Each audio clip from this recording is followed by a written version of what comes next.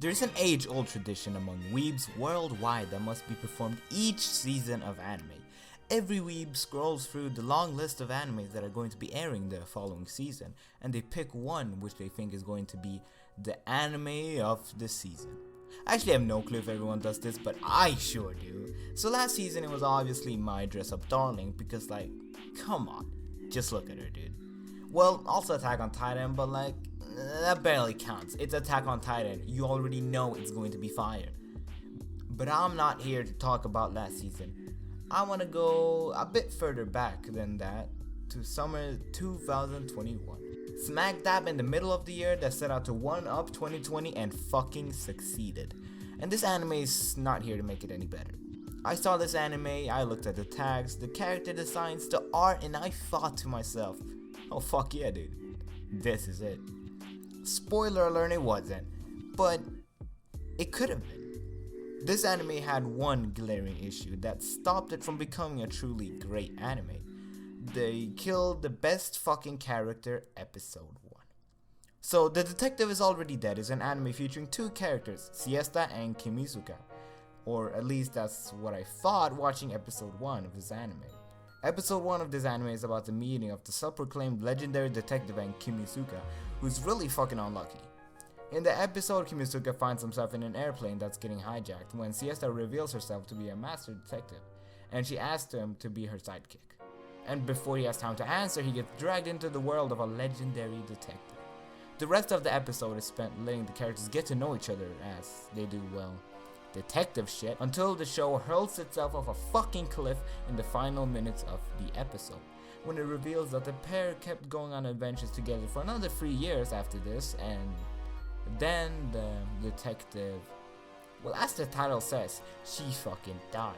This is where the show went off the rails. Or technically in the title, because you know, they literally say it in the title, but I didn't really like clock that in while watching it. This was a great episode 1. The main characters had such a unique and interesting relationship, which I just wanted to see more of, really. They're both great and interesting characters on their own, and put together they just make for the perfect duo. But then the show wanted to be cool and unique, so they decided to kill their best character. Cool. I kept watching the show, interested in how they would take it from here. Will it go through their past adventures building up to exactly how she died? Will he take over the role as a detective as he tries to figure out who killed her? Will it focus on the psychological state of Kimizuka as he deals with the loss of Siesta? Or maybe it'll introduce another way more boring and generic character, which has her donated organs within her, specifically her heart, making it so that she now takes her place as the legendary detective, and now she and Kimizuka goes on solving cases instead. I'll give you guys a bit to decide. Okay, that's the last one. Meet Natsunagi Nagisa, the replacement for Siesta. Yeah, I don't like her. She feels so incredibly generic and boring compared to the breath of fresh air Siesta was. Siesta felt like her own person, distanced from the anime tropes most characters are based around, and Nagisa feels like the opposite of that.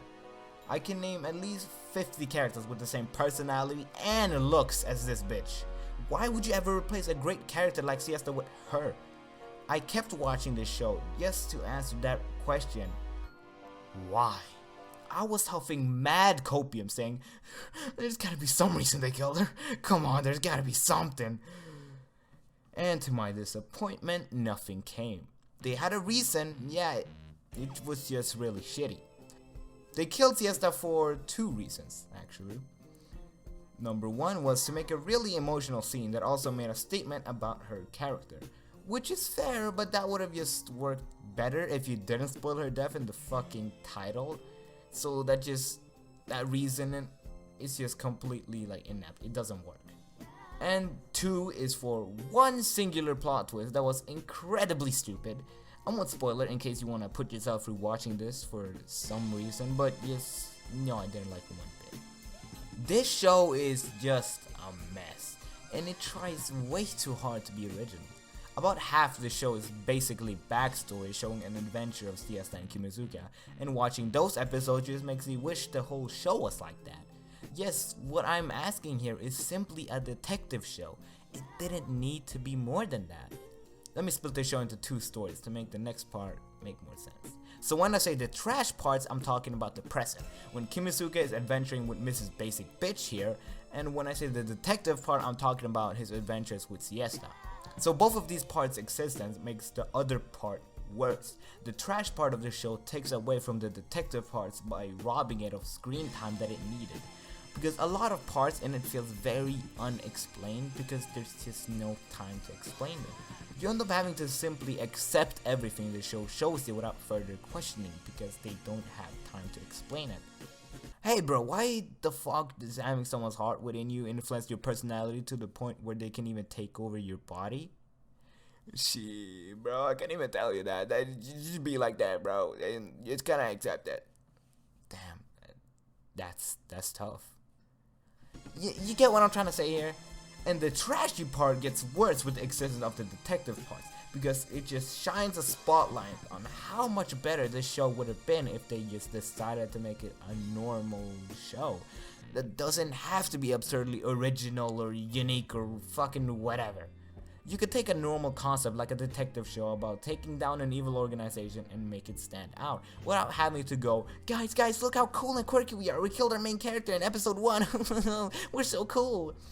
Which, might I add, is not even original in the first place. Ever heard of a fucking isekai, dumbass? The detective is already dead fell into the trap of thinking that originality is the same as being a good show, which it is not. I can understand that mindset though, to be fair. Nowadays originality is so dead that every fucking show is the same isekai power fantasy we've seen a million times. Like, just look at the seasonal anime right now. Count the fucking isekais, okay? Especially last season, like, what the fuck? And that has just made it so that people strive for originality and praises shows that give you that originality. Think The Shield Hero, The Time I Was Reincarnated as a Slime, Overlord, all really popular shows that took such an overdone idea as reincarnating into another world and they added an original idea to it, which makes people praise them. Granted, they also did their ideas very well, but my point still stands. Now take something like Mushoku Tensei. There's no catch to it, there's no idea that stands out, it's just a pure isekai through and through. It just did everything exceptionally well, and it's one of my favorite animes ever. It just goes to show that you don't need to try so hard to be original to stand out as a fantastic show. You can make something truly special using the foundations that has already been built by shows before you tackling the same subject. At the end of the day, originality is dead, and if you think you ever have an original idea, just know, The Simpsons already did it.